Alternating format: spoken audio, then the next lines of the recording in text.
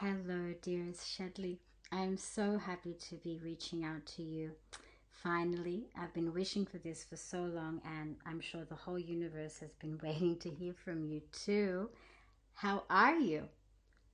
I'm actually very good, thank you. I'm in Tucson, and it's very warm here. It's 105 degrees at the moment in Celsius, and sorry, yeah, in Fahrenheit. I was confused, and then it's hard for me to keep track of that. It's like Me they too. do miles here. Everything's in miles, and I'm used to kilometers, and the same with weights. Kilos versus pounds. And I'd forgotten how much a pound is or how far a mile is. I And I'm starting understand. to pick up. But yeah, it's good here. It's nice visiting my daughter, Mm-hmm. and I've made a lot of friends here since I've been here. I, uh, it's a very beautiful place. The mountains are gorgeous. It's like a vortex. Reminds me a little bit of the feeling I had in Santa Cruz many years ago when I went to school there. Um, it had that same kind of vortex feeling. That's the only way I can explain it, where it's kind of like a magical place on its own. And it seems to be like that here. So a lot of desert, and surprisingly, um, I've fallen in love with this saguaro, this cactus that grows here. When I first got here, the first thing I noticed was these beautiful big cacti, the saguaro, and they look like lonely sentinels out there, and they live a long time. I mean, they live for hundreds of years, and it takes like a human's lifetime for it to grow one arm. And Really? yeah, they're amazing. And I felt right away a connection. I started taking photographs of them, and I started writing a story, kind of like a children's story, about a little girl with her dog, and she meets a saguaro, and it talks to her because they make music at night. When the wind blows through them, they make music and they whisper. There's all these stories about them. The native Pima tribe, they have many stories about these guys being spirits, which makes a lot of sense. And they do look like these magical beings. So I've been kind of turned on by that. And I remembered that the Karmapa years ago mentioned the cactus once to Really? me. Yeah, it was weird how that came about. Um, we're talking about the Hopi Indians, or whatever I guess you call them, the Hopi natives, the Hopi tribe.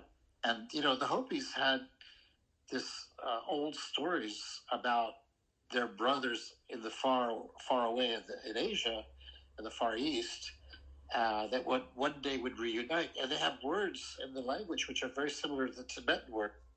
The Tibetans had the same kind of stories about the Hopi.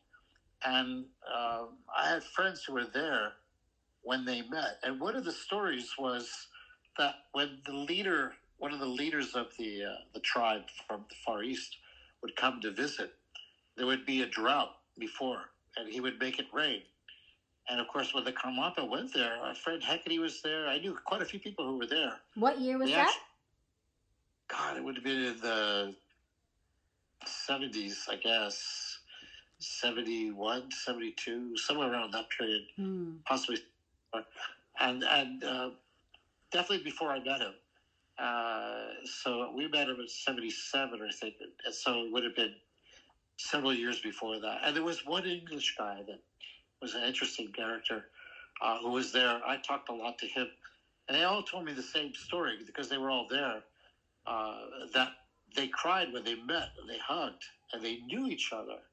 Like they had this bond. And then the Kamapa made it rain. He said, "You have a problem, no water." So he made it rain, like a Tibetan ceremony, and it rained. Now, of course, I wasn't there, but it was such a great story.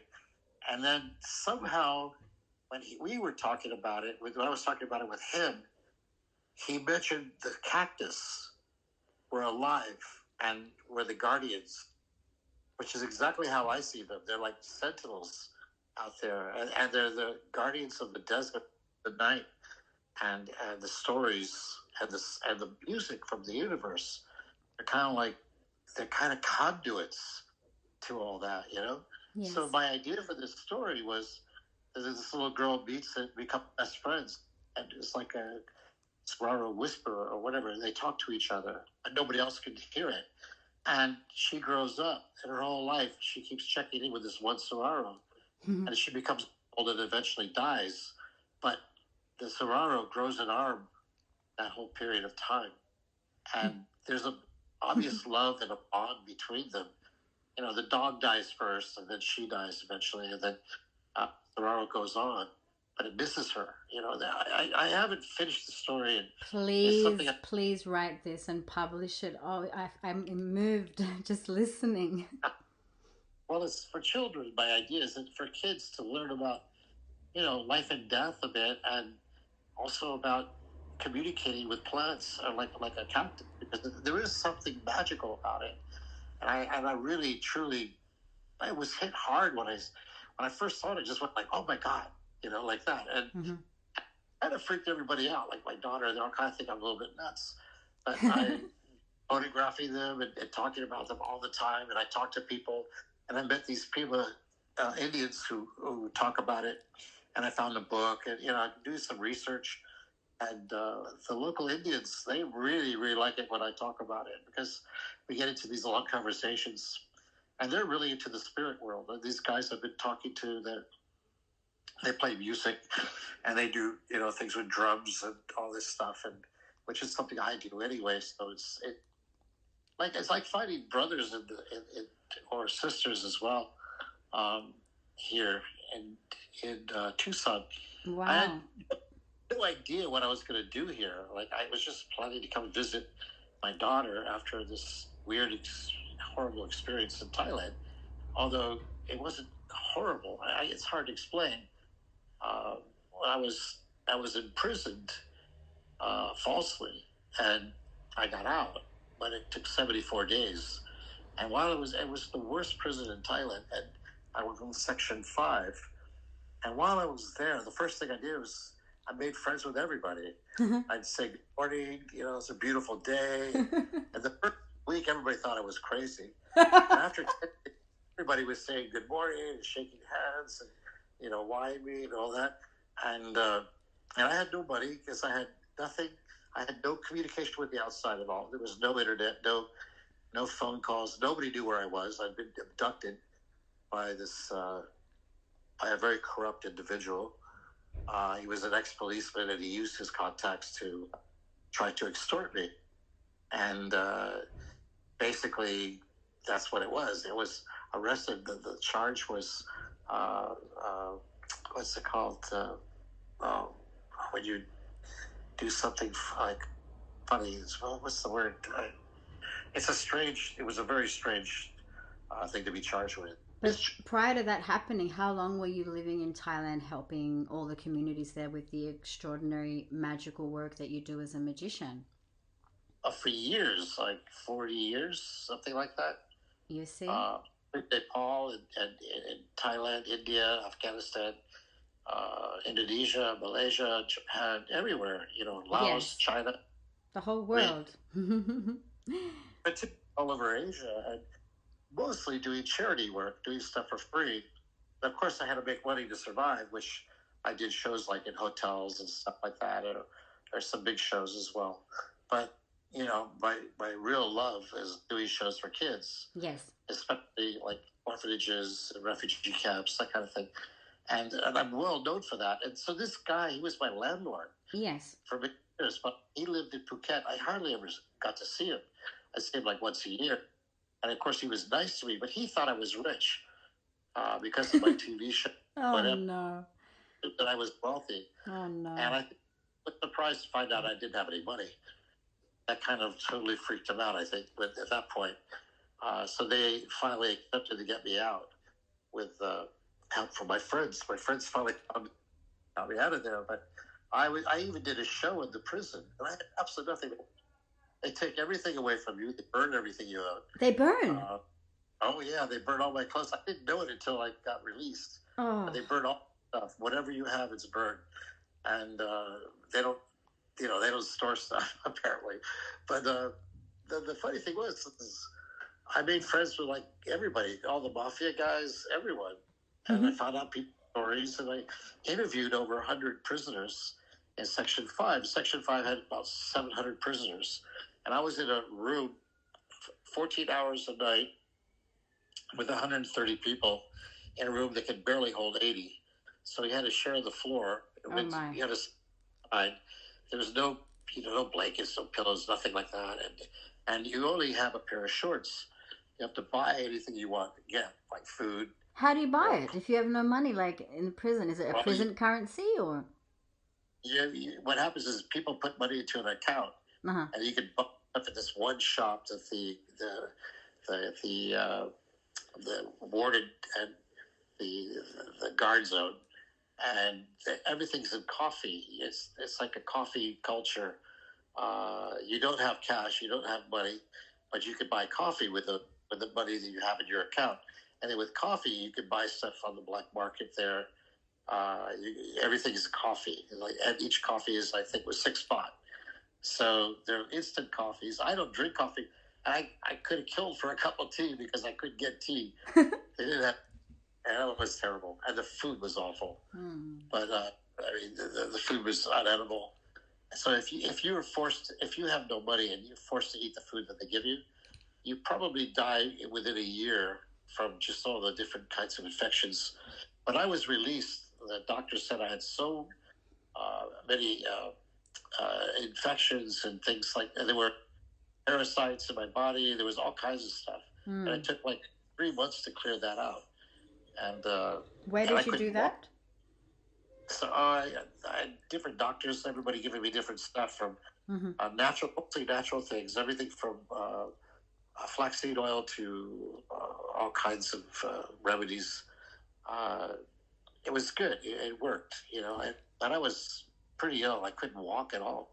My knees were just from the sleeping position you're in, and my hips hurt like unbelievably because you're laid on the floor on your side, and you have to stay like that for 14 hours. And you can get up to use the bathroom, but I was right next to the toilet, so it was a horrible place to be. But every day, I knew the sun would be out there, and stayed positive. And I knew eventually I would get out because I hadn't done anything. But it was just it was circumstances. But so while I was there, and the warden for that area was this guy who looked like Jabba the Hutt. He was huge. Couldn't wear shoes because his feet were so big, and he was young. And I felt sorry for him, kind of, he was the warden for that section, and he seemed kind of jolly, a little bit compared to the other wardens. And one day he called me over and said, "You do magic?" And I said, "Yes, I do that." Showed me a trick, so I showed him a trick. I had nothing to work with, so there was a piece of tissue that I could use. I said, "Tomorrow morning, you make show, 9 a.m. for a prison." I went, "You're kidding." This was like 2 days after Christmas, as I remember. And how many days were you in at that time? Like, did he wait a few weeks or days before he asked you? By that time, I'd been in for a month and a half. Wow, that's long. Yeah. That's long. And I stayed there for 3 months. It was, but the funny thing was, I was like, I kept saying, "But I don't have any of my stuff. I need my things." And, no, tomorrow morning you make show, 9 a.m. And the next morning I thought, what am I going to do? So I got to know the barber, nice guy. He actually was from my neighborhood. And I borrowed his smock that he had, really dirty, old piece of junk smock, but it looked perfect for what I wanted to do. And then I went to the what they called the clinic, which wasn't really a clinic, but to borrow a pair of scissors. And I borrowed a piece of paper, which was like an A4 size paper. I think I found some rope and a roll of tissue paper. And that's all I had. And I started the show. I just thought, I'm going to do the best show I can. But it was one of the best shows I've ever done. It was hysterically funny. It had when I came out there was 700 prisoners all sitting out in the sun.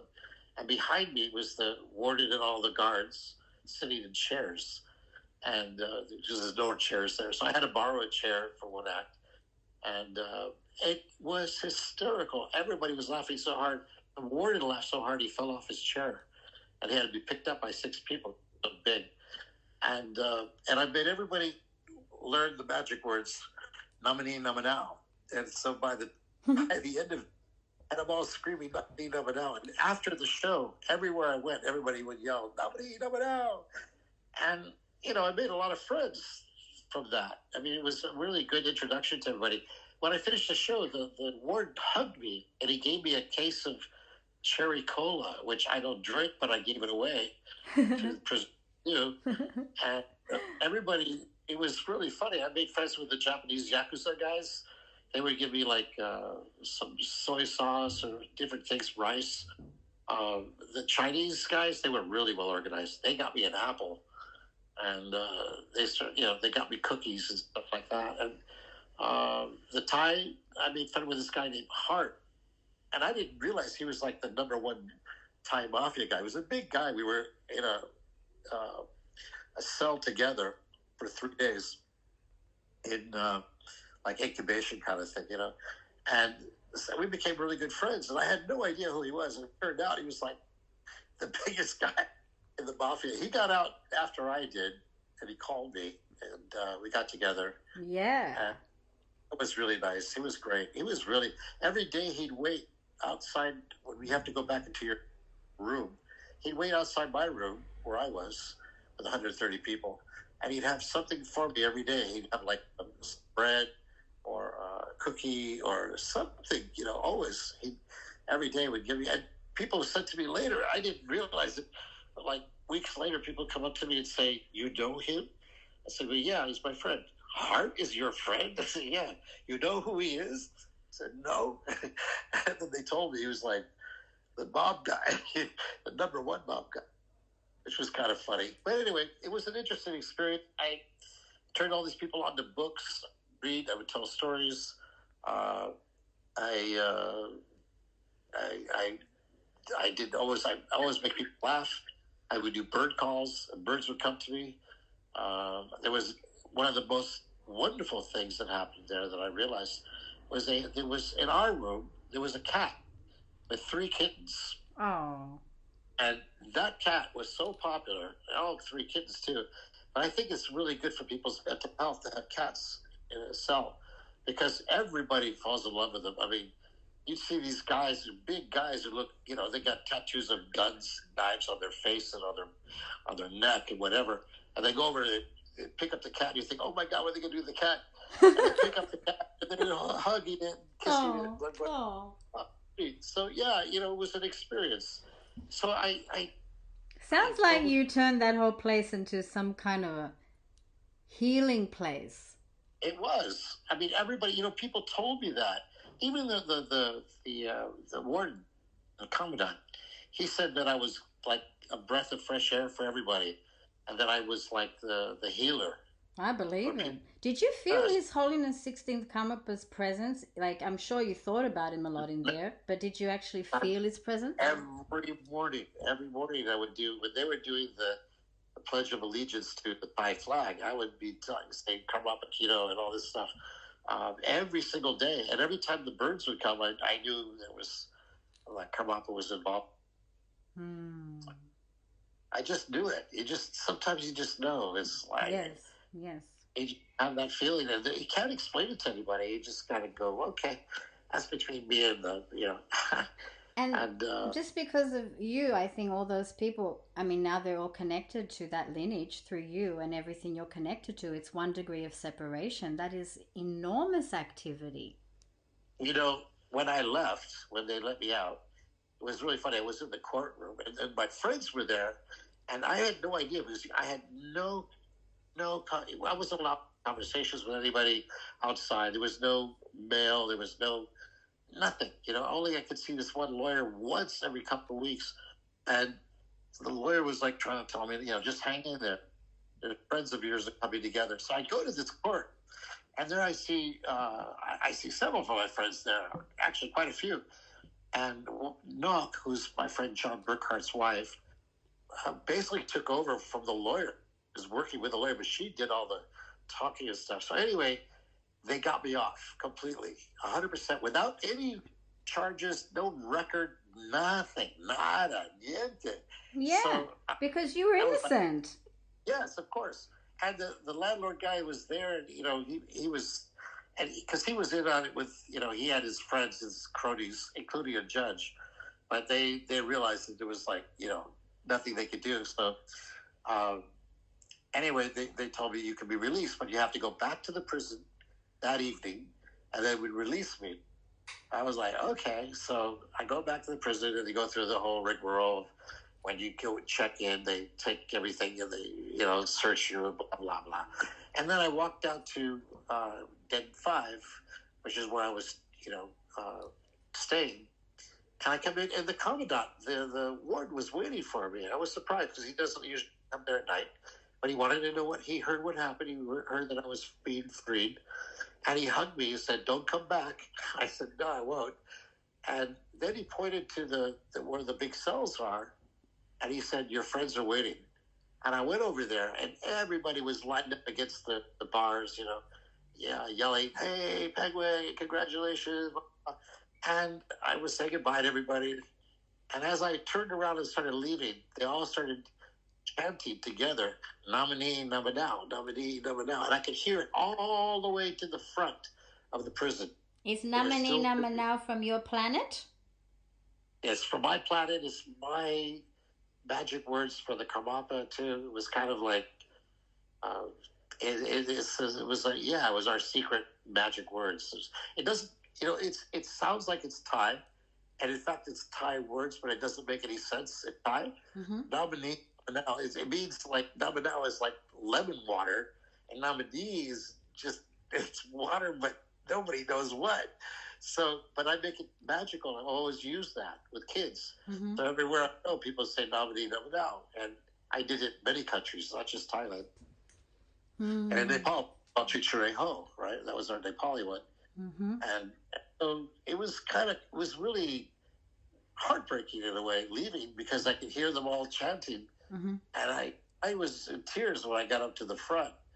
And then, of course, I meet with who was this guy? He was not nice, but he was like, "Yeah, you have to go through him to paperwork."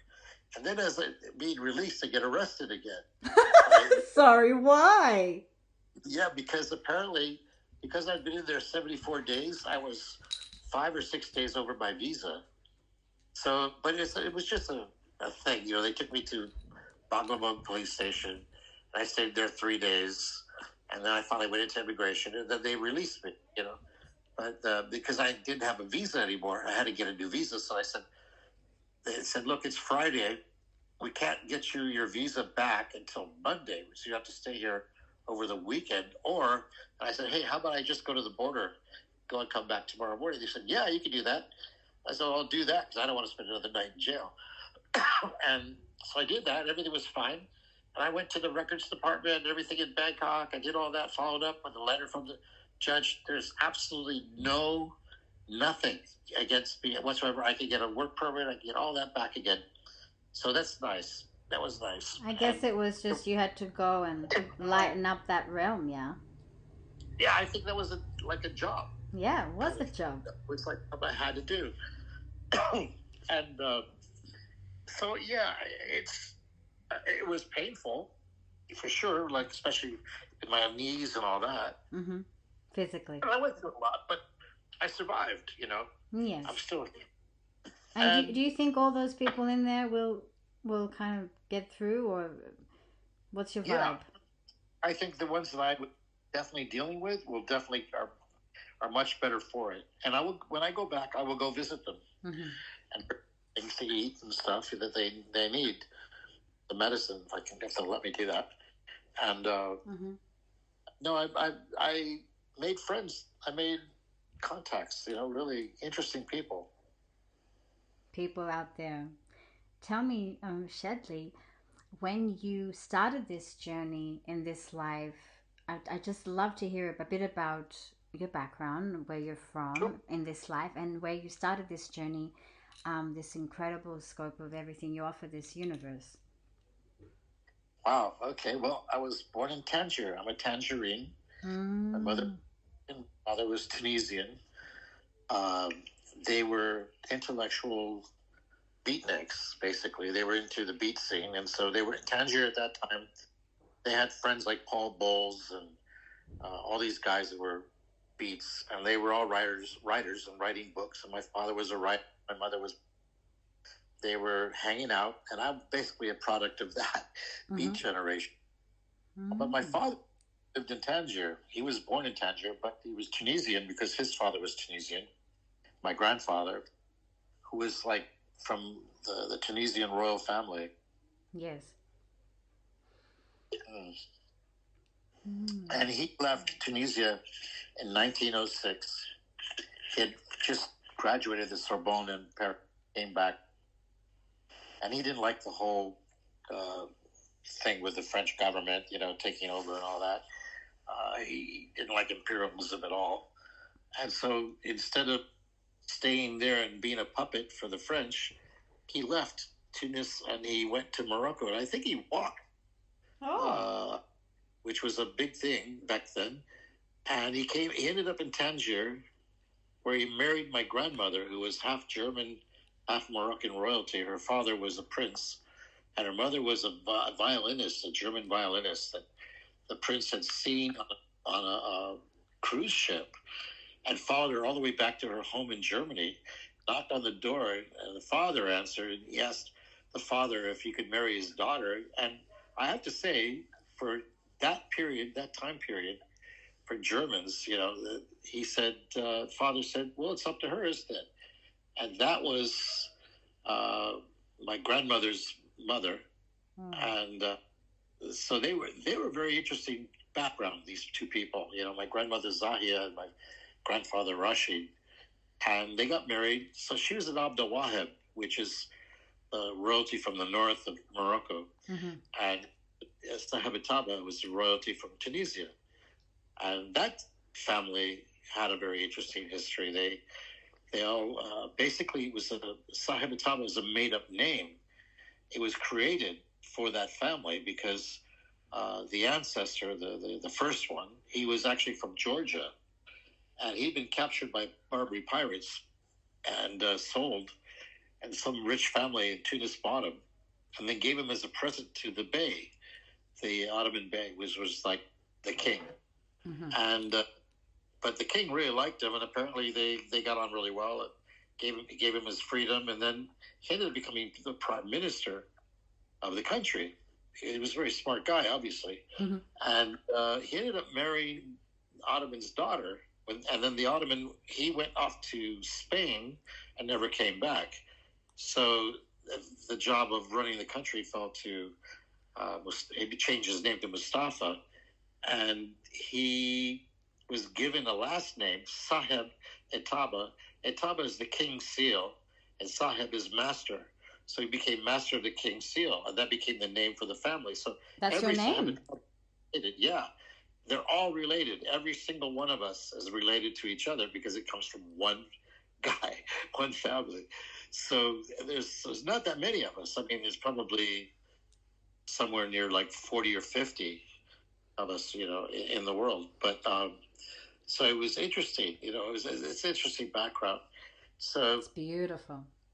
My grandparents were very much into education. They had 10 kids. Everybody had to have college, university education, and that was very important to them.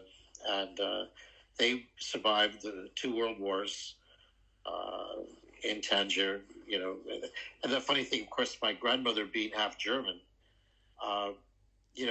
when the Germans came in, she would like schmooze a bit with the Germans to keep them away from the house, from the apartment building where they lived, because they were hiding all these people in the cellar. It was father, right? Because he was very much an activist, and so the Germans never came around because my grandmother would like somehow, I don't know how she did it, but with her family, I think they provided food, German cooking or something like that, German food, and we're like, oh yeah, well, they're speaking German. My grandfather never learned to speak German. He spoke many languages, but he didn't like the German language very much. I think he didn't get on too well with her relatives. They were a bit out there.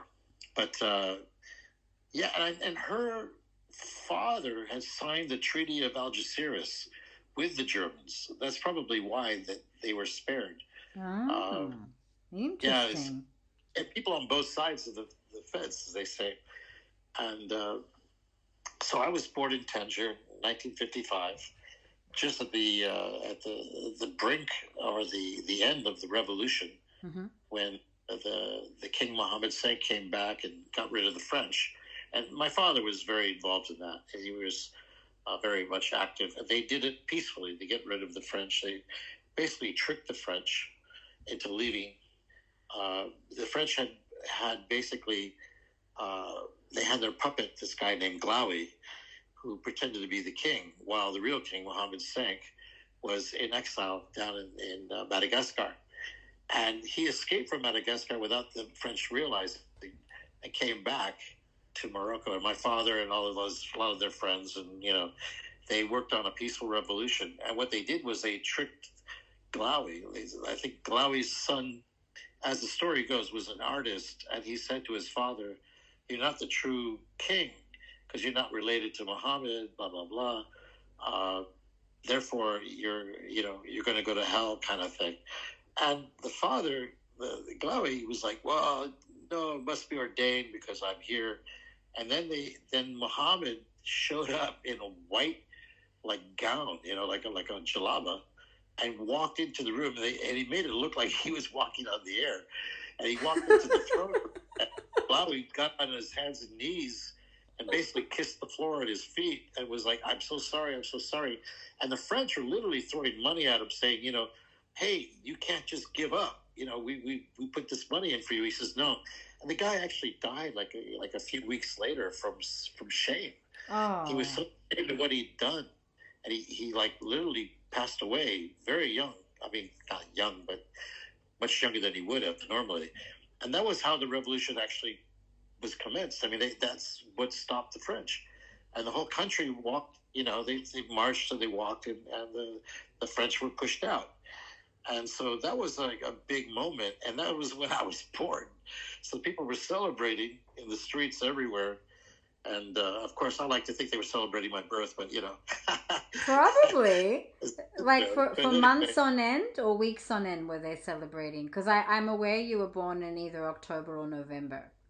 Yeah, October 25th. And it was weeks. It was weeks. A couple of weeks, or at least 3 weeks, something like that.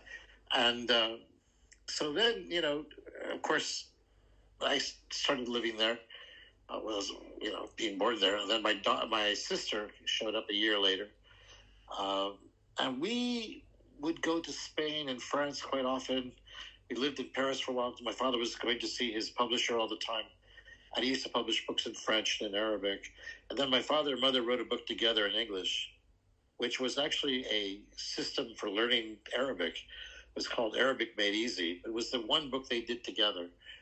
And it was like the Bible for everybody who wanted to learn Arabic. Like, the different, what are they called? When you joined the Peace Corps. The Peace Corps guys would use it.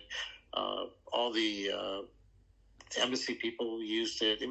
It's still out there. It's still being used to this day, which is amazing. I would love to read that one. Is it in English into Arabic or French? English to Arabic. Fantastic. They did French to Arabic as well. I mean, they did a lot of them. My father spoke a lot of languages. He was a linguist. It was a hobby or a passion of his. He spoke 30 languages. And, that included dialects and things. But he studied languages, and he would write, documentary type history things about different tribes, different people, the Caves of Hercules, the people who lived there. You mean in Gibraltar? Yes. I know about that. Tell me. They're from Atlantis. They were the last, and they have their own language, which has no roots in anywhere in Europe or North Africa, anywhere in Africa, for that matter. And there were only about 100 of them left in the 50s, and they lived in the Caves of Hercules. And my father spent time with them, and he was learning the language, and he was getting to know them. He also he did a lot of things like that. He was a very interesting guy, very, very interesting man. As are However, you. he died when I was 6. He actually died in my arms. And When you were 6, did you say? yeah, 6 years old. Hmm. He was dying, and he said to me, "Don't worry, I'll be a star watching over you. I'll always be there." And that made me really happy. And then he died. And then my mother came in and my grandmother, and they started screaming, and they took me out of the room. But I was okay. I wasn't sad. I was like, no, he's still here. He's with me. He's with us. You know, he's here. And of course, I was only 6, but I've always believed it.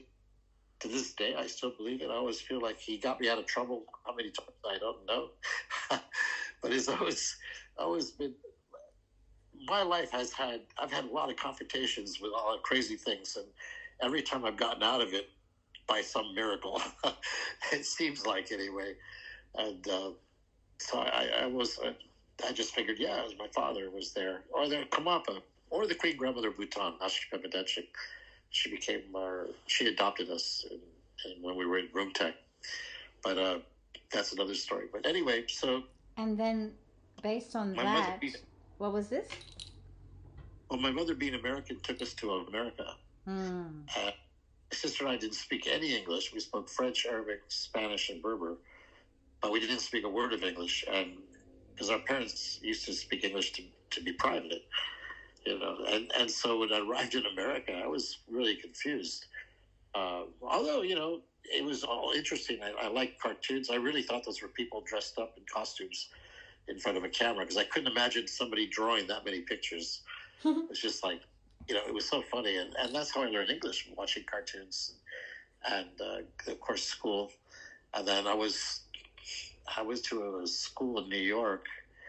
It's called 39 School.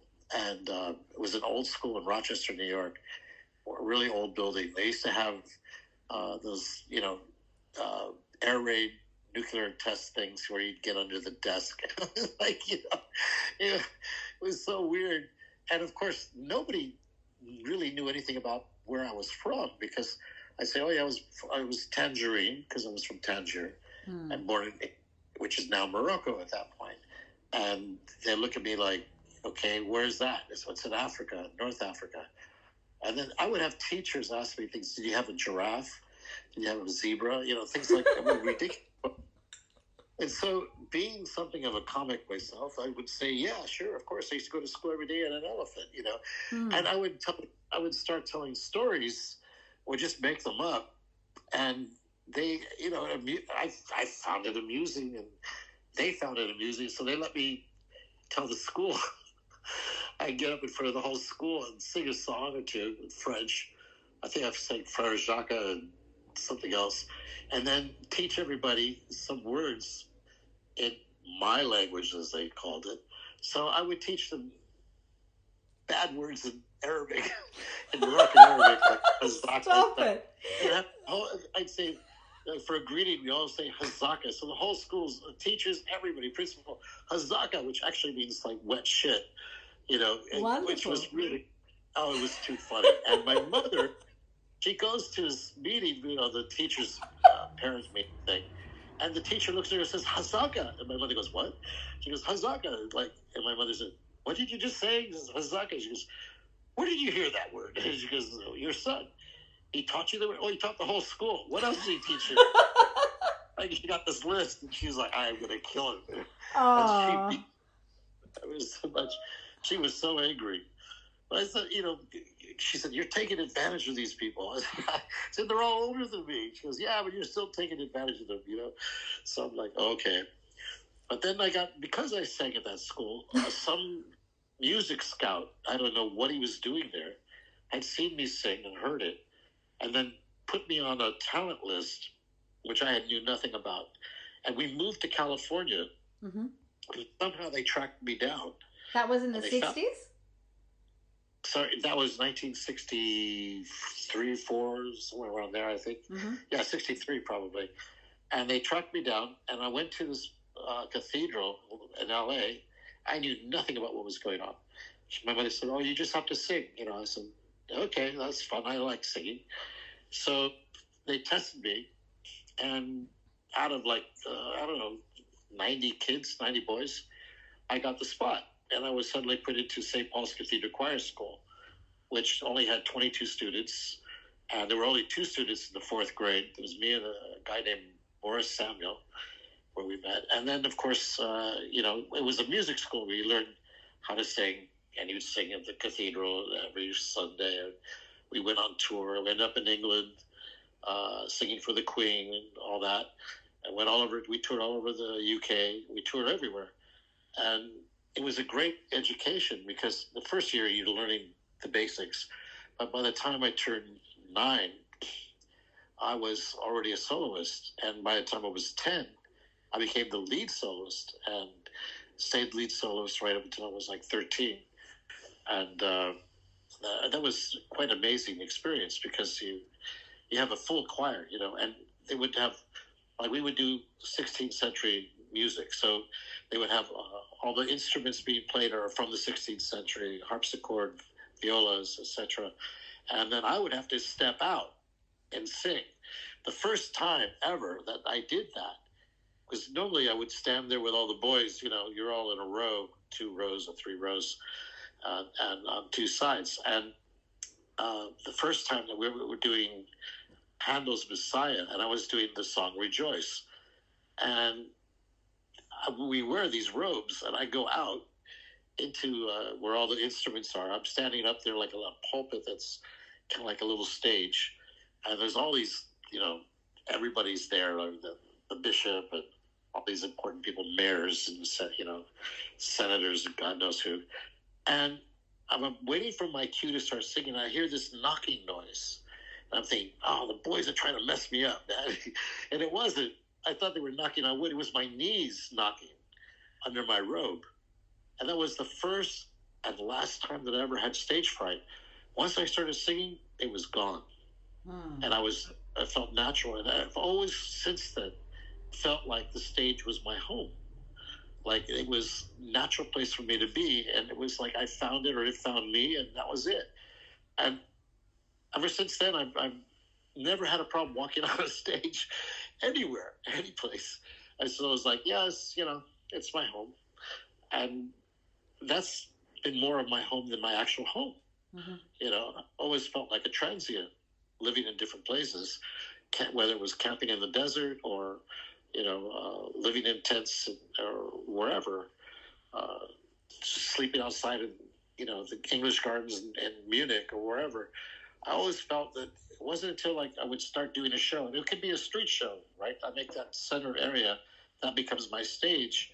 That's home for me. That feels really home, and I feel really good there, and I always have, and it's still like that now. It's funny. It was like it was meant to be, and I remember Karmapa just thought it was funny as heck when we had such a great time with him. He was so funny. He was one of us. He was like us. I mean, when we met him the first time, because he sent for us, that was amazing. I guess I'm jumping around a bit here, but that's okay. If it's okay, yeah. When we were in Nepal, my partner and I, Richie, or his real name is Che, but he at that time was Che actually, and then we became Himachi Chireho. But we were doing shows. We met the king of Nepal by accident. We were coming back from the lake Pokhara. We used to take our instruments there and dip them in the lake to kind of bless them, and then we play them, and we did a lot of magic mushrooms, and just we were jamming. We were creating all this new music and new magic and that was in the 70s, right? Yeah, that was 77. 77. And we were, we would go back. We had a little round Nepali house made of mud and shit, basically, buffalo. Cow dung, yeah. Yeah, that's what dung, whatever they call it. And there were thick walls, and you had, the top was a thatched roof and had no running water or electricity or anything like that. But we used to carry water from the spigot, and it was a beautiful house. It had a wonderful balcony kind of thing, which was made of stone. Old Nepali house, what they call Nepali Gar. It's a round house, and we'd sleep outside. but we would cook inside, and when it rained, we'd go inside. And I had these small doors and small windows, and it was 2-story. And so we were coming back from the lake, and I said, oh, man, we need candles. And we were just wearing lugis and vests and with our instruments in a bag. And each of us had a bag. In it would be a horn, like a taxi horn with a big bubble, and some magic stuff that we'd always carry. And our musical instruments, I had my coconut violin, and he had his mandolin. And so I said, man, we need candles. He goes, yeah, well, I haven't had any money. Do you? No. Never mind, let's go to Snowland. Snowland was a restaurant. It was like for that area, it was like 5-star restaurant. We could do table magic and music, and people would be past the hat. And we went inside, and the owner of the restaurant, the place was packed. He says, come with me. He took us out to the back, where they had this whole big terrace, and it was full of all these very well-dressed Nepalis. I mean, very well-dressed. So there was about 40 of them. He said, he pointed there to do the show. So we started doing the show.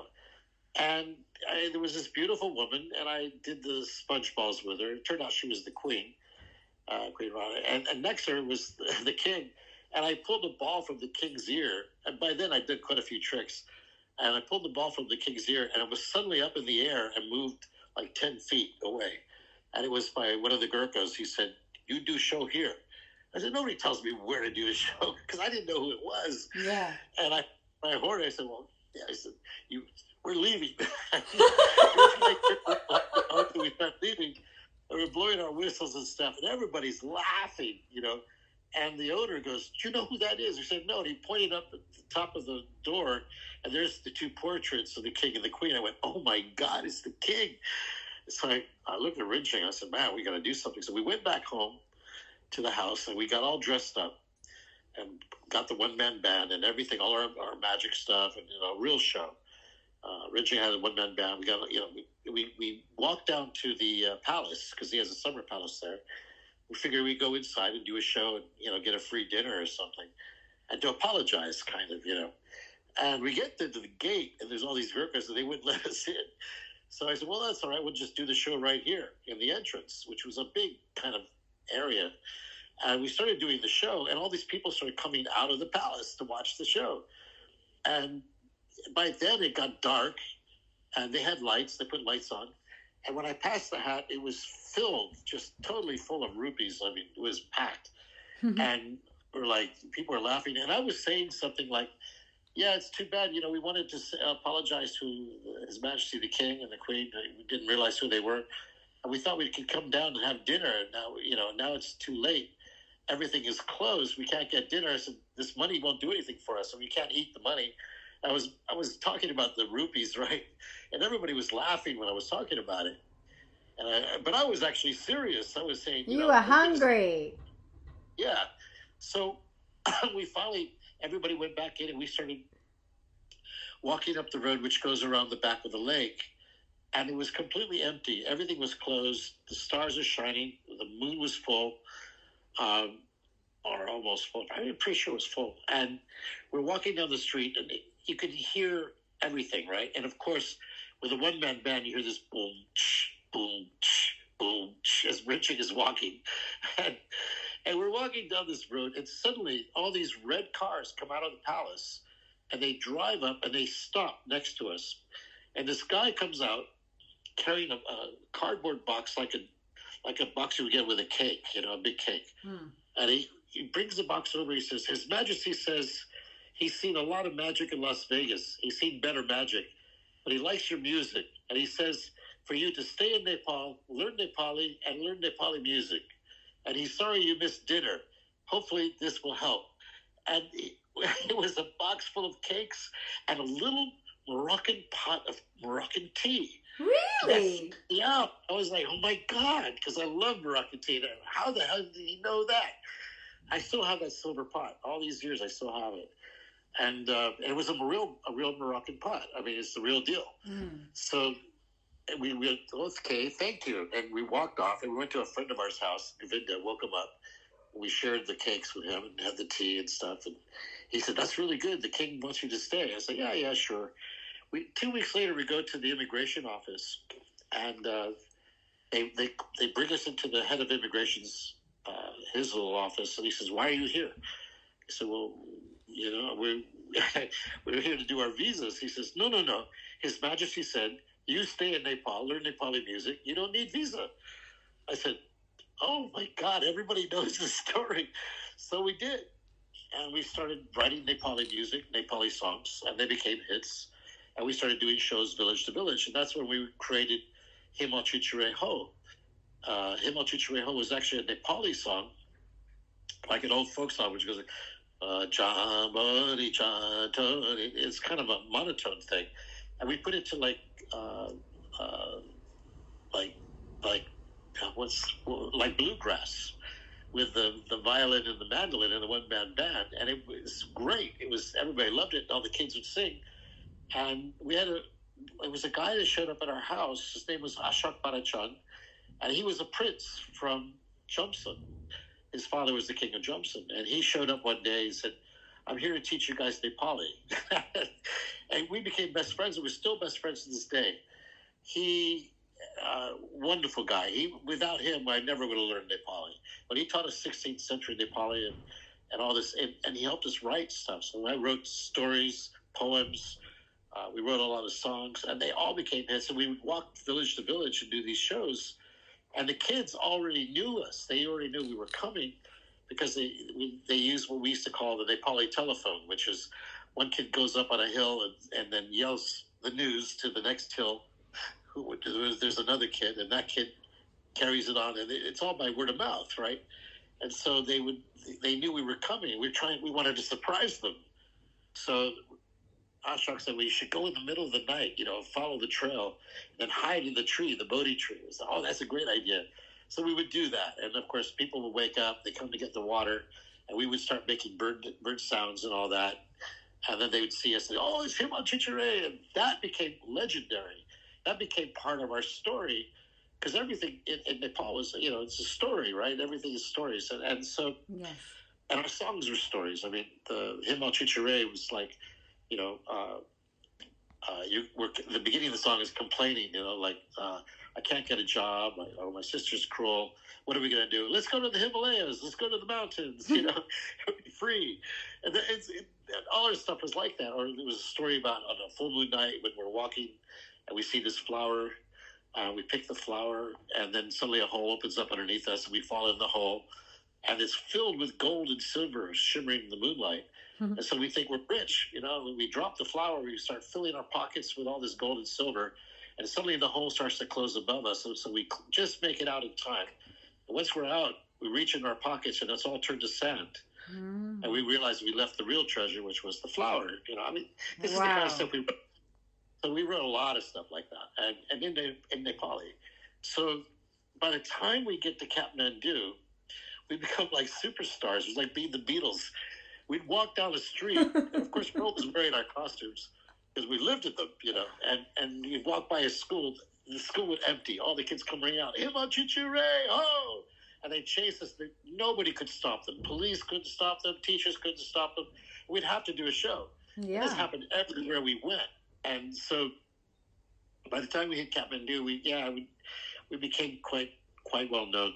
And we got invited into the palace to do shows and stuff. And we met Hecate, who was the first kind of conduit for us to the Karmapa. Now, she was married to Jean-Louis Massubre, who was a French count, and avid hash smoker, and also a sponsor for his for what was his name, Carlo Rinpoche, and the Karmapa. He raised money for them or things, and hosted them in France and in America, whatever. They were like very important in that realm, but I didn't really understand any of that. What happened was we got invited to do a show for money, to do a show for this very nice house. It was like a palace, but a modern one.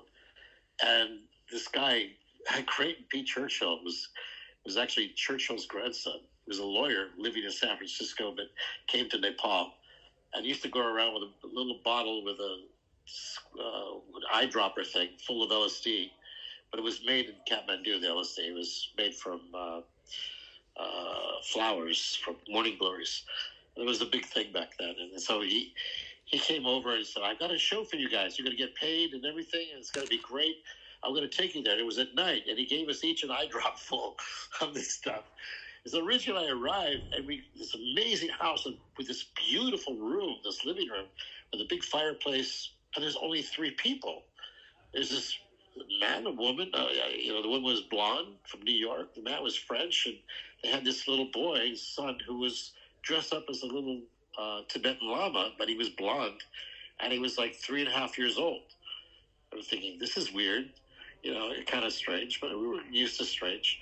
And then the servants, there were like 10 servants, and we came in to do this show. We said, well, we normally do shows for a lot of people. We use people in the shows. Can we bring the servants in? Oh, yeah, sure. So we brought the servants, and we started doing the show. We were doing our normal thing, our Himal Chichare. And about halfway through, the LSD starts coming on. And the 2 of us, we have these masks, and we put this mask on, and Richard and I both sit on the floor, and we look at each other, and Richard says, "That's really ugly, man." I said, "Yeah, it's horrible. Yours is horrible, too." And we had this conversation, which God knows how long it lasted. I think it lasted a couple of hours. I have no idea. I don't remember. I remember things, but I can't remember the lineage of the time. But we started talking, and I said, "Yeah, we should just go back to the mountains. This city stuff is crazy." And they said, "Yeah, we don't need money. We don't want money. What we need is a donkey. We need a donkey because a donkey would help us carry our stuff so we could do more in the mountains." And we're having this conversation, right, which goes on and on and on. And then I looked at Richard and said, let's just play some music. And we started playing our songs. And we weren't looking at anybody. We were just looking at each other and carrying on. And we played music for quite a while. We jammed a bit. We really got into it. And then at the end of it, when we took a break, Hecate, who was the woman, the mother, she had tea brought to us. And she ran upstairs and came back. She said, "I'm really sorry.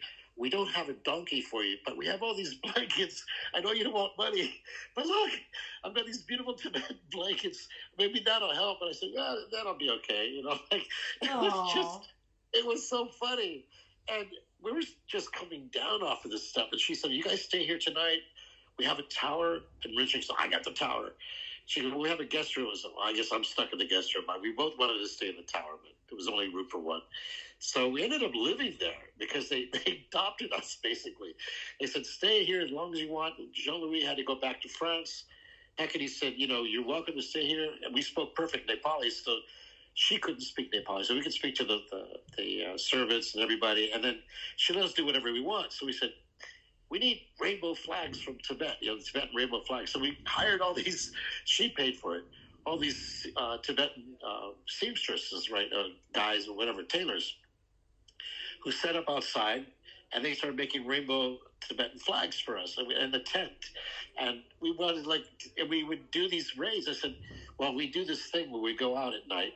She goes, "What do you do?" I said, "Well, we go where these kids sleep on the street. They're everywhere in Kathmandu. They sleep on the street. They build a fire.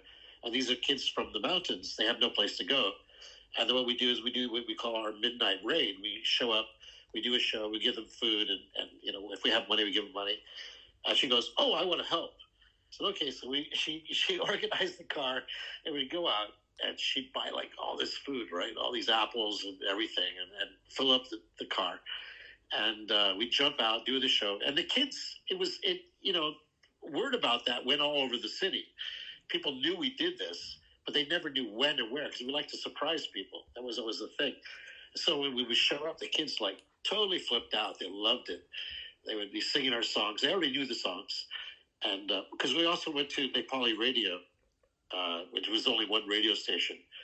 And it was called, it was Radio Nepal. And we sang our songs on the radio, which they recorded and played all the time.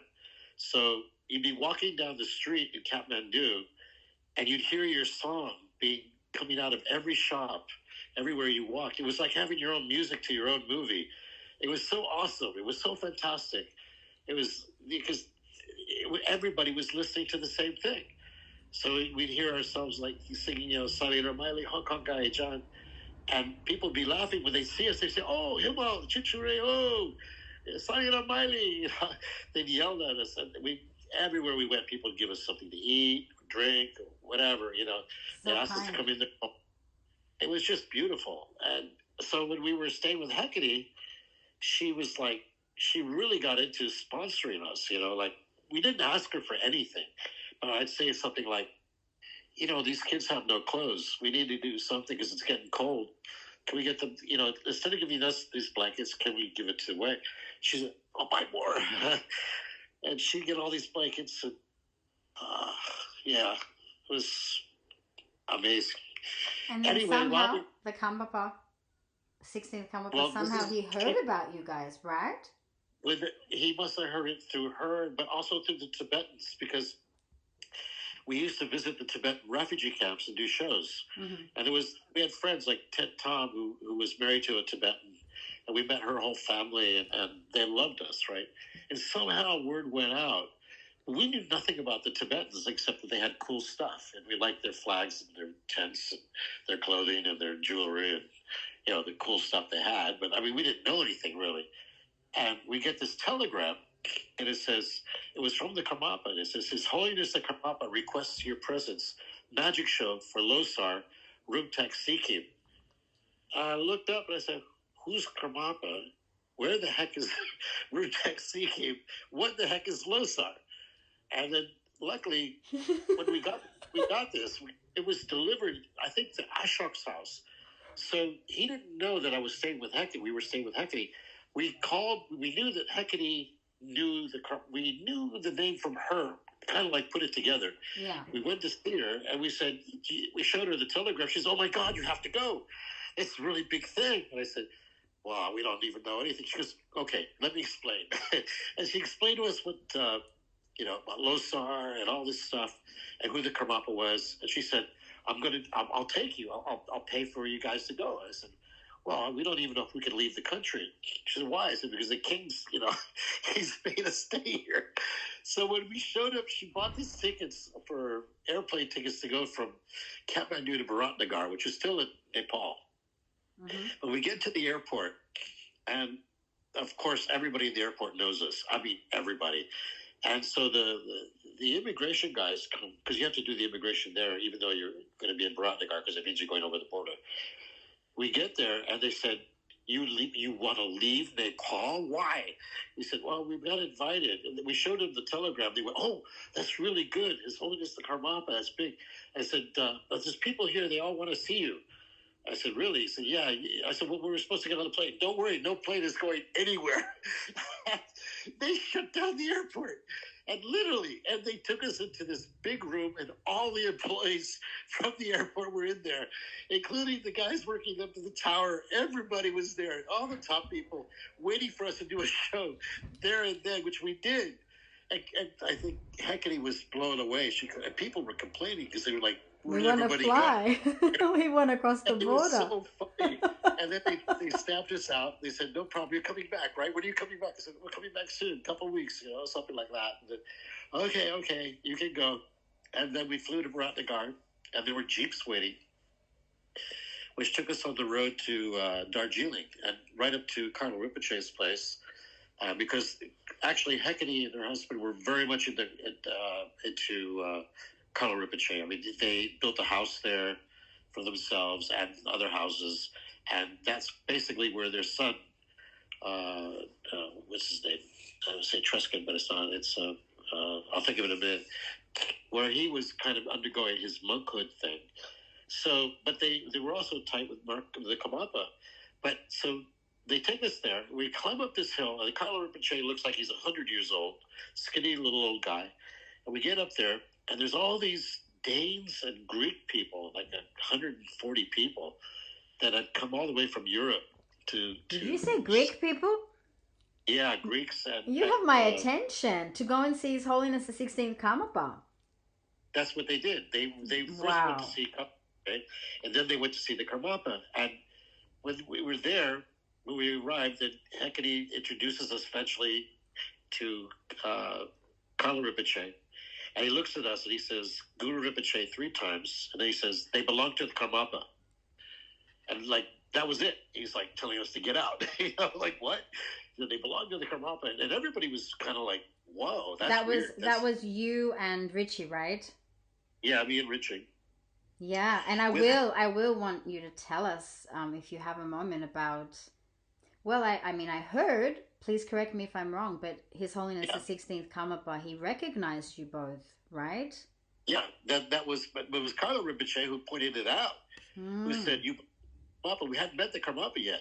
We're in Darjeeling and Sonada," and he's like, "No, you go to see the Karmapa. He's like, you belong to him." And I thought that's a strange way to put something, to say something like you belong to this person. It was kind of weird.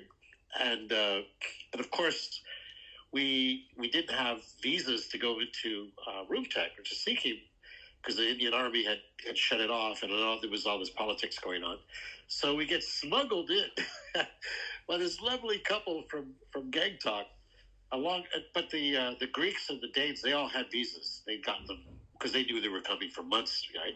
So they were legitimate. So they were all going in.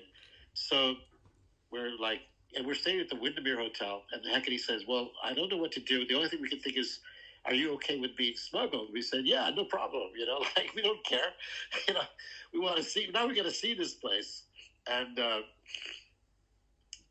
sorry, the air conditioning's on. It maybe I need to blow my nose for a minute, but please do. So we were in the back of this Jeep, and the couple are in the front, and they volunteered to take us. And they say, "We'll take you as far as Gangtok." And Hecate and these people, they're all in the other Jeeps. So there's all the Jeeps from the Greeks and the Danes. They're all way ahead of us. Dane is in Danish? Sorry? Yeah, there was Danes. It's like 140 people. There were half of them were Danes, the other half were Greeks. Wow. Yeah, it was bizarre. And they were there specifically to see the Karmapa, but also Karlo Rinpoche. But they were there just to do the Black Hat ceremony and all that. Mm-hmm. But I didn't know anything.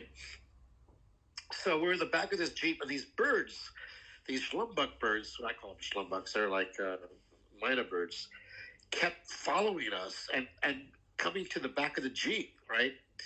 And I thought, I wonder what's going on here. And we get close to the border, and they cover us with a tarp. And I speak Nepali, so it's no problem. I understood Hindi very well at that time. And we get stopped at the border, and there's all these birds sitting on top of us, on top of the tarp, right? And so the border guards, they look at the birds, they go, why do you have all these birds on your Jeep? And the guy, the man, he says, we have a lot of rice. We're bringing rice back from India, from Darjeeling to Gangtok. I said, "Oh, okay." And so I heard that. And of course, we when we drive again, we continue, and these birds follow us the whole way in. And we get to their house at Gangtok, and they uncover this thing. And I said, "So where's the rice?" He said, "We don't have any rice." I said, "Well, what are the birds going for?" He says, "I don't know, but they're following you." And I went, "Oh, okay." Because we were making bird sounds with them. We always do that. And then we took another Jeep. Hecate, everybody came to meet us, and they said, "Well, we got another Jeep for you guys. Take you up to Roomtech." We get up to Roomtech. We get out of the Jeep with our stuff, and this guy comes up. His name is Tashi Namjo. He says, "Oh, quick. His Holiness is waiting for you. You got to go. Move. I said, "Well, wait a minute. We want to see where we are." So we took this walk. We pointed out this house for him. I said, "I want to see what that is." I don't know why. It would turn out to be Karmapa's birdhouse, which is actually two houses covered with a big net. It's a beautiful aviary.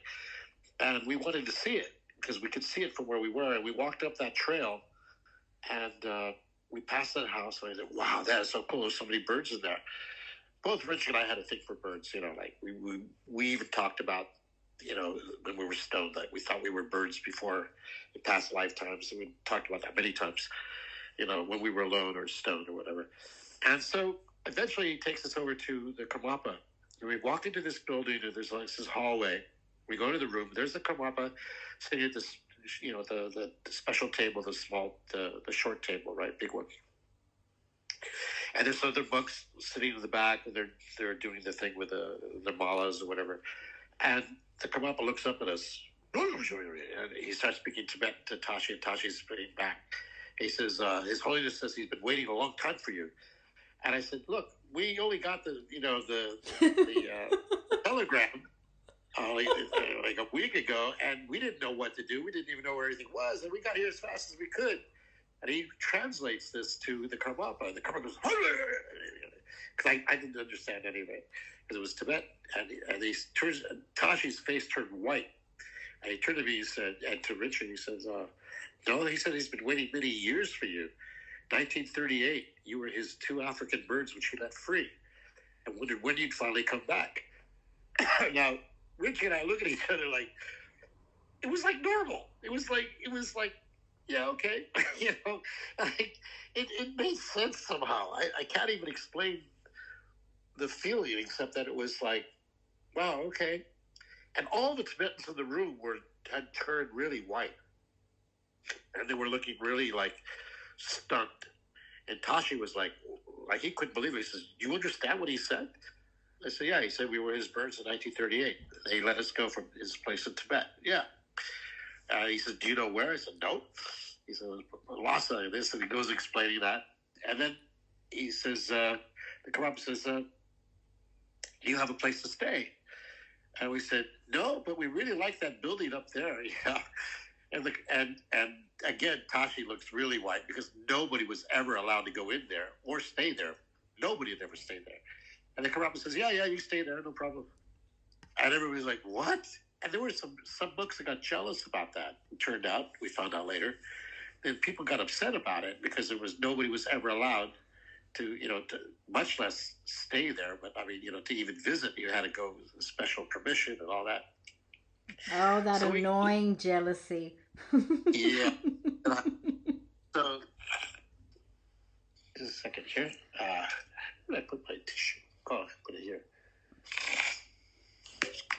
I have a little bit of a allergy to the air conditioning. Oh, me too. I totally understand. So we go open up we have Nepali baskets, right, on our backs. We built our own. We were completely in Nepali clothes. I have great photos of that, and everything was rebuilt. We made our own instruments, magic, everything, and we had our Nepali topi, our hats with big eagle feathers in them, and all that stuff.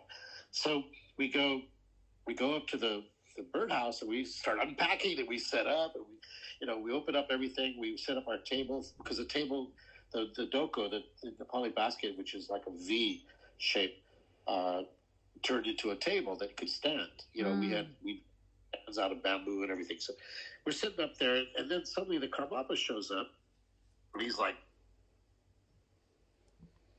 he starts, and I didn't realize, but he did speak English, and he started asking us about the instruments and everything. So he ended up jamming with us for about an hour and a half, and he was playing every instrument, touching every one of our masks, everything, and blessing them all. We realized that's what he was doing. And he was having a great time. We were jamming with him, having a good time.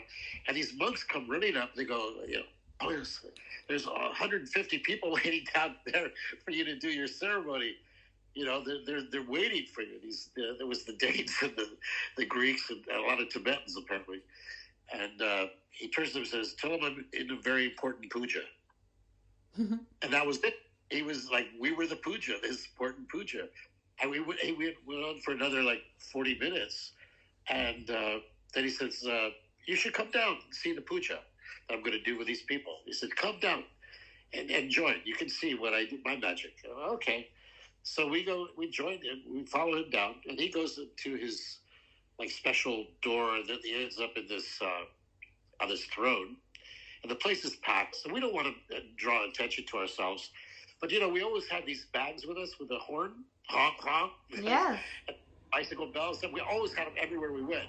So we sit in the back, and Karmapa does this whole ceremony. The black hat goes up in the air, and all this really cool stuff. I thought, oh, this is awesome. And the music, I really like the music. I really love all of it, right? I'm having a great time. And everybody gets in line to get the kata and get blessed, right? So we went to the end of the line, and I went to the very end. I let Richard go first. And and Richard didn't even ask. He just said, "You want to be at the end?" I said, "Yeah." He said, "Why?" I said, "I don't know. Just feel like I should be." So I'm at the end of the line, and I bowed down for the cutout. I handed him the cutout, then I bowed down. He reaches down in my bag and goes, honk, honk, honk, the Karmapa, right? And everybody looks at me like really angry because they think I did it. And the Karmapa makes the face like, oh, like how could you do that? Look at him. He was a joker. I loved it. Oh, wow. Did you had to pay for that? It got wonderful. Crazier. Every day we were up there for the whole Tibetan Losar, which is like 10 days or something, and the opera and all that. Every time he could, he made fun with us, and he'd make it look like it was us that did it. We get blamed. I'll never forget, we were watching the opera, and he'd written this opera like several lifetimes before or something. And it's an 8-day opera, and I think we're at day 3 where they passed the Sampa out. And all the little monks, because, Rumtek's also a school, right? It's a school where all these little monks. Yes. It's a Chedra. So all these little monks, they all got the Sampa in their hands, right? And Richard and I are sitting back, and in front of us, they're all the Danes, big Danes, and quite a few of the Greeks. But the Danes are very big people, right? And some of them, very tough-looking guys. And these kids, these monks, these little brats, they started throwing Sampa at each other. And they got bored with that. Then they started throwing Sampa at the Danes. And so, of course, the big Danish guy turns around, and the kids are all hiding their Sampa, and they sees me with this Sampa in my hand. And I go, no, it wasn't me.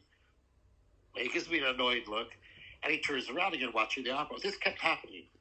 And so at one point, I started to hide my Sampa when he turned around. And that pissed him off. And he stood up. The guy was huge. And I could see he was balling up a fist. And I thought, oh, my God, I'm going to get hit. And just before, like literally, he was like maybe a foot and a half away from me, coming towards me. All of a sudden, there's water all over his head coming down from above. And he's going, well, and he's trying to push the water out. And he looks up, and it's the Karmapa with a hose. And I'm like, what the heck is this? This is too funny. Karmapa was like, cool down, I mean, that really happened. I swear to God, you can ask Richard, well, heck, he died, but Richard is still alive. We're in contact all the time. It was the funniest thing ever. Chedly, I really believe you, and I not just believe you. I feel it in every pore. It's everyone's going to hear this, and the tears that people are going to experience from just the magic you're bringing to life for everyone. In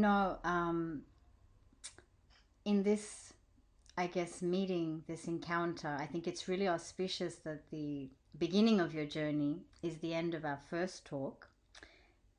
Because I want to go through so much more with you, but I feel for auspiciousness, the beginning of the journey being the end of the first talk is a very Tibetan auspicious way to seal it. But my question is, Tsampa, it's barley wheat, right? It's kind of like a barley wheat, and you could squeeze it and turn it into like balls, right? Yes. So people know it's like a famous Tibetan form of wheat that they use, right, to make...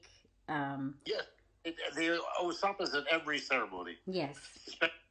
It's really important. And with that hose and that moment of just pure, perfect union, did you know, like, in that moment, like, you're home? Oh, it was like, when that water hit him, even when I looked up and I saw the Karmapa laughing, I was like, first of all, thank God he was there, But then I realized they've been set up, and it was because he was setting us up all the time. He knew what was going to happen somehow. When we did the show, when we finally did the show for the Karmapa, I have photos of that. Ronnie Pitzler took pictures of that. But it's the second one. It's a different one than the first one. But you can see the same exact look on his face when we did the shit trick. Mm-hmm. We do this where we get a monk to sit on a chair, this kid, and we put balls through his head and everything, and then the ball disappears, and I get him to stand up, and pulling balls out from his armpits and whatever. And when he moves away from the chair, there's a big pile of shit on the chair, right? Everybody laughs. It's great. It's our signature, you know. And of course, leave the shit. We put it into a bag, and it turns into confetti or flowers or whatever we want, candy or something. And the Karmapa was laughing so hard he nearly fell off his chair. There's a great photo of him leaning off the chair, laughing so hard, hiding his head. He had a hood over his head, but you could see his face just nice and bright with this huge laugh, and falling to the left of his chair, like couldn't stop laughing from the shit drink. And I thought, that's great, you know, like, because people would tell us, like, you can't do that. These are monks. These are very important people. And like, why can't we do it? It was too funny. Excuse me just a minute. I got to blow my nose. Okay. Sorry. No, it's absolutely wonderful. I think I would love to hear from you just to close up the first exchange, because we really got to do this again. I just have so much more I want to request you to share. But I guess to close this one up, if you have any message right now for the people of today, for everything that's taking place right now in the world, how can we make sure that the magic of today in this world doesn't fade, doesn't wane? And if you have any message for the children and the parents of the world in this day and age. I do. Number one, I mean, there's one word, love. That's so important. To show love, to practice love, to share love, and, you know, to help others, to help people. When you see somebody, you know, take the time to help them, and see what you can do. Do what you can, you know, to help other people. Yes. Don't judge anyone because of their circumstances or because of their color or anything like that. It's so wrong, and it's coming. I'm here in the States now, in the U.S., and I see it happening. Mm-hmm. I hear it. Yes. And I, you know, it's so important for people to listen and to be tolerant and to understand that everybody's going through things. Everybody's having a bad day. Everybody's having problems. We have pain. And these are things we have to understand about other people, that person might be acting that way because of pain or because of something they're going through. So take the time, and very important for kids, don't stop playing. Always play. And parents, play is so important. You know, that was the most fun I ever had in my life, was playing with a Karmapa. Every time you play with us, you know, I mean, it was like being little kids rolling around laughing. You know, it was so important. And that's why the Queen Grandmother of Bhutan, she had a house just down the trail from the birdhouse. She saw us, and she was considered to be a psychic, like she was a monk, or I guess you'd say a nun. She wore black, and she was the most important person in Bhutan because she handled the finances for the country. But, you know, she was the most unassuming person you ever met. She always wore black, you know, she was one thing. She had, like, whenever she'd go out, there was Mercedes-Benz and all these important cars and a Jeep. She'd ride in the Jeep. Their bodyguards all rode in the Mercedes. She saw us, and she immediately knew who we were. And she said to Tashi Namjul, bring them to me. And and we did. We went there, and she immediately, first she served us tea, and then she had us, like, you know, get calm or whatever. And then she said, I know who you are. And she literally said, she totally knew everything about me. I mean, my family, my heritage, everything. Nobody knew that except Richie. Nobody. I kept it so quiet because at that time, being who I was, there was a bit of trouble with Gaddafi and people. It was a price on my head. Yes. And, but are you saying she was a seer? Like, she was a very incredible oracle? Oh, she was. You know, the Bhutanese would say if a dog walked over the border into Bhutan, she knew exactly who it was, where it came from, and she knew everything about that dog and what life it had before. She was very, very special. And the Karmapa really had huge respect for her. And she said to us, after she said, I know your situation. I know exactly what you're going through. And she told us, both me and Riching, and she said, Riching, she gave him the name Riching and me the name Wanchuk. And that was very important. Ring Chen and you Wangchuk? Yes. She named me, that I'm adopting you. I'm officially adopting both of you because I'm going to be your mother here because you don't have your mother here. And she said, I'm your mother and I'm here for you. And she was.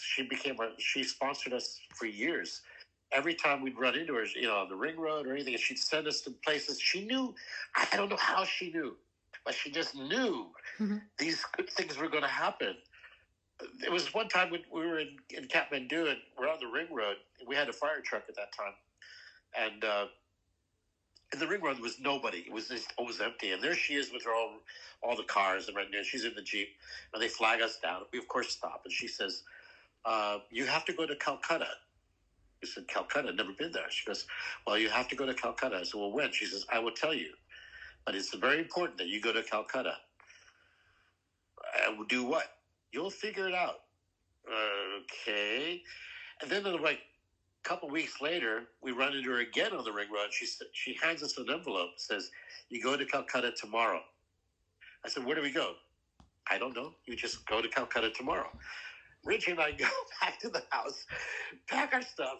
We go to the airport, buy a ticket to Calcutta each. We arrive in Calcutta. We didn't know where to go, what to do. Didn't know anybody there. We're like, we get this taxi driver. We said, he says, where are you going? I said, well, we don't really know. You need a hotel.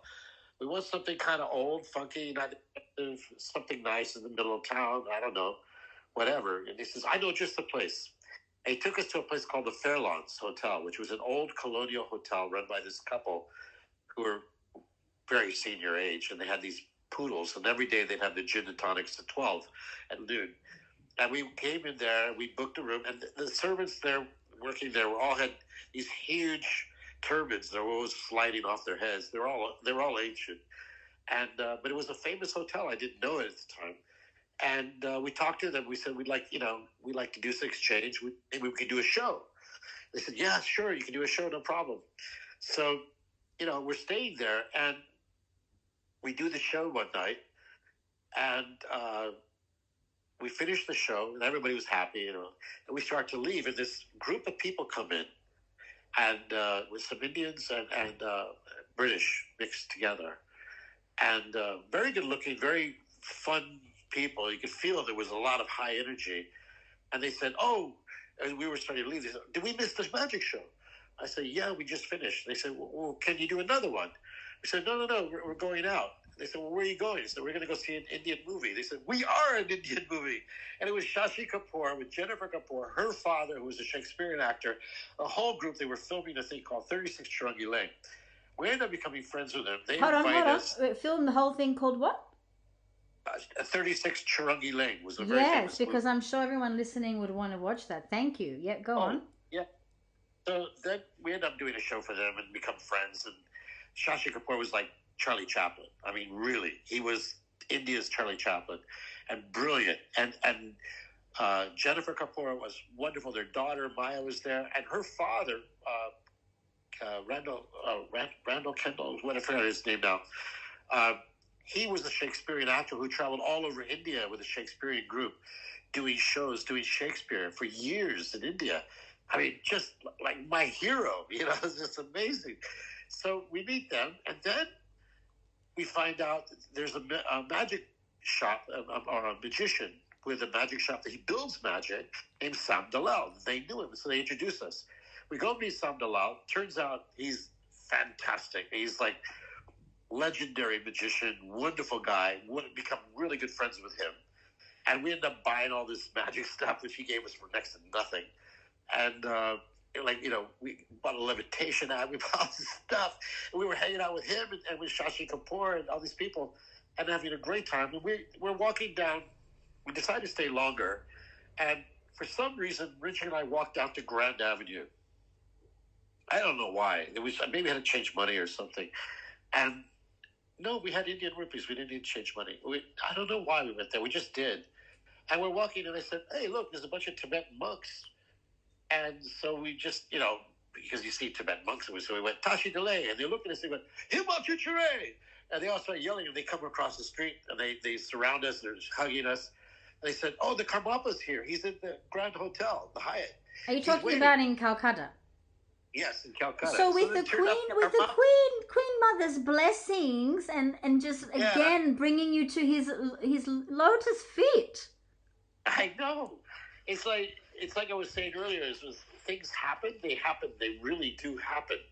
It's almost like you look at something, or you say, "I want this," and it's there. Yeah, but right Chedly, that's your trust, you and Richie's devotion and trust and belief in that road, that forever road of just benefiting. That's what also gets you there. You don't give up. I mean, that's the big takeaway here. A lot of people might not want to listen, You listen. Yeah. Well, it's happening now here in Tucson. I in small ways, I've noticed it happening more and more, and I'm thinking I must be at the right place. You are, and I'm gonna come and make you tea one of these days. Oh, I love that. I mean it, and we're gonna do part 2 live, I think, because I vowed in this year of the snake I'm gonna be with Chedly. I have to sit down and make him tea, and awesome. And celebrate the future. Where can people find you now? Are you doing gigs around the United States of America if people want to get in touch with you and bring you here and there? I've done a few gigs here in Tucson, but now it's really hot, so there's nothing happening until September probably here. So I'm going to go to San Diego. Okay. And I'm going to go up to San Francisco to Marin County to a place called Valley. I can't remember the name of the place, but it's where the Grateful Dead are and all these people, and they want me to do a show there. So yay. I'm looking like I'll go up there and do some shows, community center, that kind of thing. And for all the Tibetan community, we always do shows for the Tibetans and the Nepalis and, well, for everybody, Chinese, doesn't matter, Thai, yes. Everybody. But it's fun when you get to do a show for people that you connect with. Well, I connect with everybody. I find you do, but you have your special connections, your special heart bonds. Yeah. Especially Nepali and Tibet. It has, but even Indonesian. When I run into Indonesians, I start singing one of our songs in Indonesian, and they go like, wow. We do a couple. We wrote, it's music and magic. They cross. There are no borders with that. It's you do it everywhere. I went up Morocco back and I was surprised there were not many magicians in Morocco or in that area. I don't know why. In recent past, because in the ancient past there was many, right? Yeah, I mean when I was in Morocco in '76, I saw the street magicians in Marrakesh, and I did shows in Marrakesh on the Jumafana, which is the famous old market. It's a couple thousand years old. And you have these snake charmer guys who do, tell stories, and they're wonderful. And, the Seher, the magicians, they take themselves a bit seriously, but that's part of their deal. And I loved it. I want to go back. In fact, I have a friend of mine gave me a ticket for September 30th to go to Casablanca one way. Casablanca? I told you my grandmother was there, my dad's mum, a lot. Did I mention? Have you been there before? Yes, I have been to Casablanca a long time ago. She used to always talk to me about it. Yeah, anyway, please continue. Sorry. I'm probably going to find myself in Marrakesh in October. So I don't know. I mean, I'm waiting to see what happens. It was a free ticket, and it's a one-way ticket, so I have to, do something when I get there, but I'm sure I'll be fine.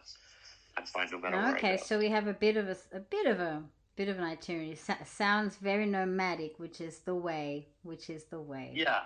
And, it can change. They always do. Yes, exactly. Travelers and magicians. Yeah.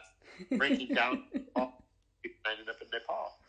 We Maybe. had a big bus, we had this magic bus. We were leaving Nepal, going to head towards Europe to do shows for the summer. And it was raining, and we had this big German bussing bus. And suddenly there was a big bang, a big pop sound. It was an airbag bus. The airbag blew.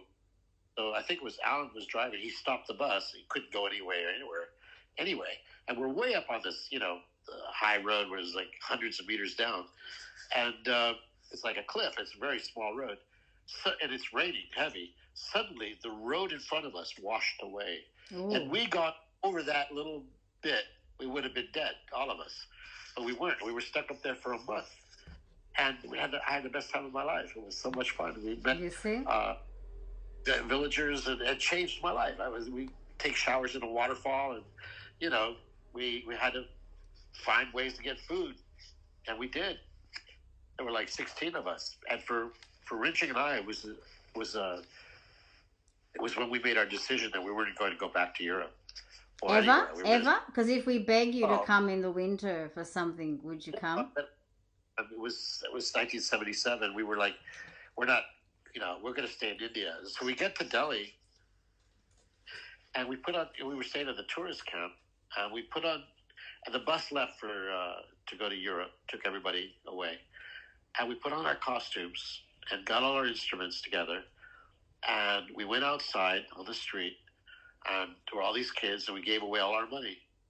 Mm-hmm. And I don't know why we did it, but we did, and we walked to the television station, which was New Delhi Television, and there was only the big one network.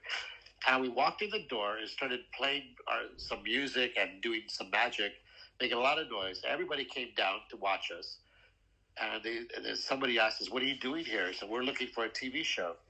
And this woman, Rita Singh, she's upstairs. She comes down. She says, "I prayed for this. I prayed for this. I've been looking for you. You're exactly what I need right now." I said, "Really?" She goes, "Yes, I have a new TV show, and I need you. I want you. Can you do it?" I said, "Yeah, that's why we're here." It was called Dug Dugi. We did 13 episodes.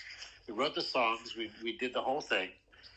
It won all these awards, and we got an award from the president of India, because they had a president and a prime minister at the time, and the same day we got the award from the president was the same day we got fired, because there were people that were jealous and freaked out, and people are weird. Sometimes. Oh yes, but we did sometimes. We were just there to make money and go back to Nepal, and we wanted to stop at that village where we broke down. Hello, hi, a letter. Oh, thank you, Ali. Oh, hello, wow. Ali. This is. You got a letter, huh? We haven't met yet, but Tashi Dos Santos,